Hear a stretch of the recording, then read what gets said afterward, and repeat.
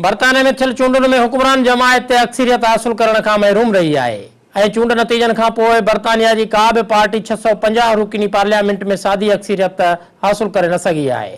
जंहिं करे हुक्मरान कंजर्वेटिव पार्टी जे मुस्तक़बिल ते सवाल उभा थी रहिया आहिनि। बरतानिया में थियल चूंडुनि खां अॻु हिते इहो बि यादि रहे त वज़ीर आज़म थेरेसा मे पारां वक़्त खां अॻु चूंडुनि जो इहो सम्झी ऐलान कयो वियो हो त यूरोपीय यूनियन मां ॿाहिरि थियण वारे ऐलान खां पोइ संदन पार्टी अवाम में तमामु घणो मक़बूल थी वई आहे, जंहिं करे ॿीहर चूंडूं कराए ऐं यूरोपीय यूनियन सां ॻाल्हियुनि लाइ मज़बूत मैंडेट हासिल करे ॿीहर ऐवान में अचिजे। जंहिं वक़्तु थेरेसा में चूंडुनि जो ऐलान कयो हो उन वक़्तु संदसि कंजर्वेटिव पार्टी मुख़ालिफ़ लेबर पार्टी खां 20% वधीक बरतानिया अंदरि मक़बूल पार्टी सम्झी पई वई,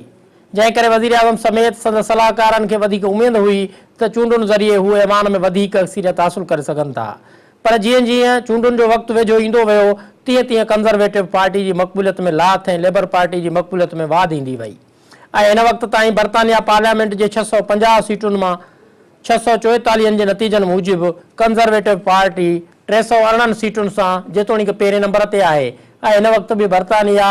जी पार्लियामेंट में सभ खां अॻिते आहे, पर घुर्बल 326 सीटुनि वारे टारगेट खां पोइते आहे। जॾहिं त कंजर्वेटिव पार्टी गुज़िरियल चूंडुनि दौरान 330 सीटूं खटण में कामयाबु वई हुई, जंहिं करे ही पार्टी पारां हुकूमत जोड़ी वई हुई, जॾहिं त हिन भेरे 318 वारे अंग खां कंजर्वेटिव पार्टी जो अंगु मथां ई ते न पहुची सघियो आहे। ऐं वॾी परेशानी जी ॻाल्हि हिन वक़्तु कंजर्वेटिव पार्टी लाइ संदसि मौजूदा हुकूमत जे 7 वज़ीरनि जी चूंड शिकस्त बि साम्हूं अची रही आहे, जॾहिं त लेबर पार्टी लाइ हीअ इलेक्शन लाभाइती उन करे बि चई पई वञे जो हिन भेरे लेबर पार्टी गुज़िरियल चूंडुनि जी भेट में वधीक 31 सीटूं हासिल कयूं आहिनि ऐं 261 सीटुनि ते सोभारो थियण खां पोइ बरतानिया जे चूंड नतीजनि मूजिबि हिन वक़्तु ॿिए नंबर ते आहे। बरतानिया में थियल चूंडुनि दौरान जिथे धचको कंजर्वेटिव पार्टी खे लॻो आहे उते ॿियो वॾो धचको स्कॉटलैंड जी हुक्मरान पार्टी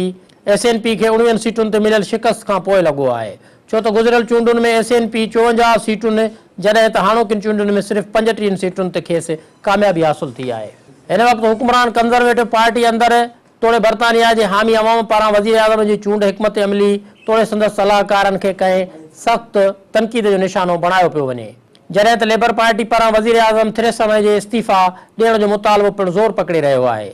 हिन वक़्तु बरतानिया चूंड नतीजनि मूजिबि जेतोणीकि कंजर्वेटिव पार्टी खे ॿियनि पार्टियुनि ते सरसी हासिल आहे, पर पोइ बि 326 सीटुनि हासिल करण यानी कामयाबी जी दावा खां कंजर्वेटिव पार्टी पोइते आहे।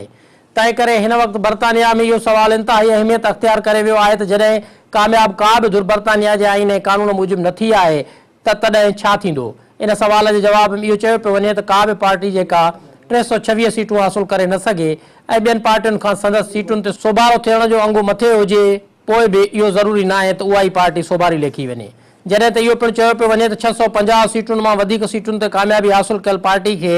कामयाबु करार बि ॾेई सघिजे थो। पर हिन भेरे इहो बि चयो पियो वञे त इहो बि मुमकिन आहे त ॿिए नंबर ते ईंदड़ पार्टी ॿियनि पार्टियुनि जी मदद सां पंहिंजो वज़ीर आज़म आणे, जॾहिं त हिन वक़्तु इहो पिणु चयो पियो वञे त जेसीं ताईं कंहिं हिकु पार्टी जी कामयाबी जो फ़ैसिलो नथो थिए उन वक़्त ताईं वज़ीर आज़म थेरेसा में पंहिंजे उहिदे ते ई रही सघे थी ऐं इस्तीफ़ा न ॾियण ताईं खेसि को बि हटाए नथो सघे, जॾहिं त हिन वक़्तु पहिरें ॿिए नंबर ते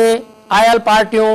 ईंदड़ वज़ीर आज़म असांजो जी दावा कंदे नज़र अचनि थियूं, पर टियों तरीक़ो गॾियल हुकूमत बणाइण जी बि सूरत साम्हूं अची सघे थो, जॾहिं त ॻाल्हियुनि खां पोइ थेरेसा मे खे ॿीहर वज़ीर आज़म बणाइण जो बि फ़ैसिलो थी सघे थो। इन खां सवाइ हिन वक़्त ताईं जे नतीजनि में कंजर्वेटिव पार्टी वधीक सीटूं हासिल करण में सभ खां अॻिते आहे ऐं 326 जो टारगेट पूरो करण लाइ हुक्मरान जमायत पार्टी बि कोशिशूं करे रही आहे। तंहिं करे हिन वक़्तु ताईं कंजर्वेटिव पार्टी जे ॿीहर अचण जा इम्कान वधीक आहिनि, पर उन्हनि इम्काननि में गिंजड़ियल पासा बि तमामु घणा आहिनि। बरतानिया जो ईंदड़ वज़ीर आज़म केरु थींदो उन जी चिटाई हिन वक़्त ताईं जेतोणीकि कंजर्वेटिव पार्टी वधीक सीटूं खटण में कामयाबु ज़रूरु थी आहे, पर बरतानिया जे आईन में ॿिए नंबर ते खटींदड़ पार्टी लाइ बि गुंजाइश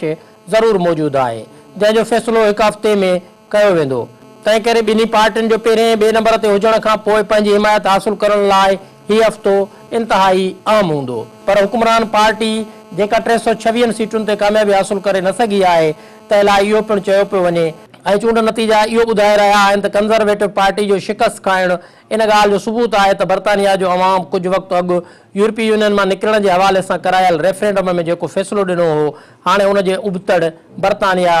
जो अवाम सोचे रहियो आहे, जंहिं करे इहो बि मुमकिन आहे त ईंदड़ ॾींहनि में यूरोपीय यूनियन मुतलिक़ रेफरेंडम ज़रिए आयल नतीजा रद्द कंदे ॿीहर रेफरेंडम जो मुतालबो कयो वञे।